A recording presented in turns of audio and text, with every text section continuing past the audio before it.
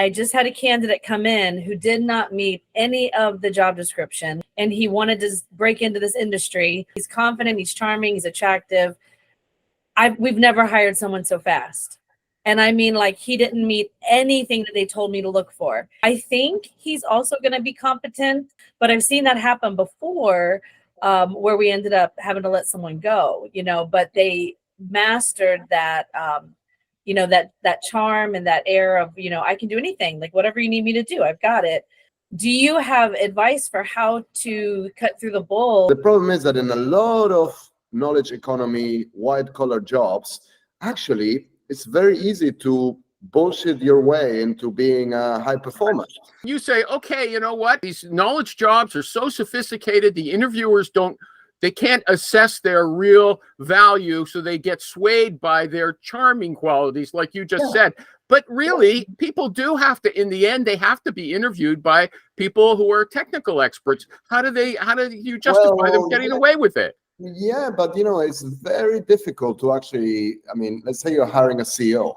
It's not so easy to truly understand their command of strategy, whether they are inclusive, whether they create safety. Okay, so you're talking about the top leaders. What about at the level that Donna is talking? There's a lot of these hires who are well-paid, skilled, knowledge economy workers, and Donna is probably correctly predicting that this person will be able to come across as a high performer once they're hired. Why? Because they're going to be likable, they're going to tell good stories, they're going to work well with others, whatever.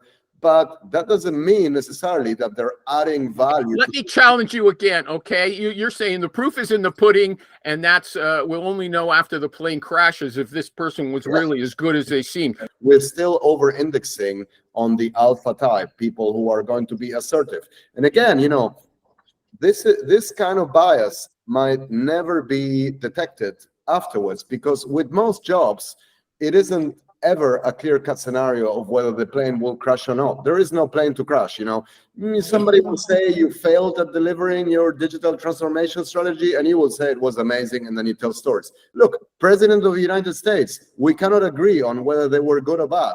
People love certain characters because they were funny and looked good in interviews in a suit, and nobody sits down to look at the KPIs and see, okay, what did it do to the economy, to unemployment, to politics, to healthcare, etc. Right? So the more complex potential and talent become, the more we rely on our gut feel, and that means focusing on confidence and not on competence.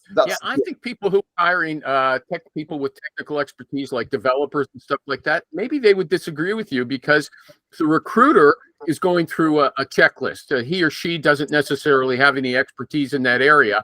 But once the candidate says, yeah, I've got all those things, they pass him or her onto someone who actually knows that stuff and is going to manage them. And you don't think the manager of a small department has the ability to assess technical expertise?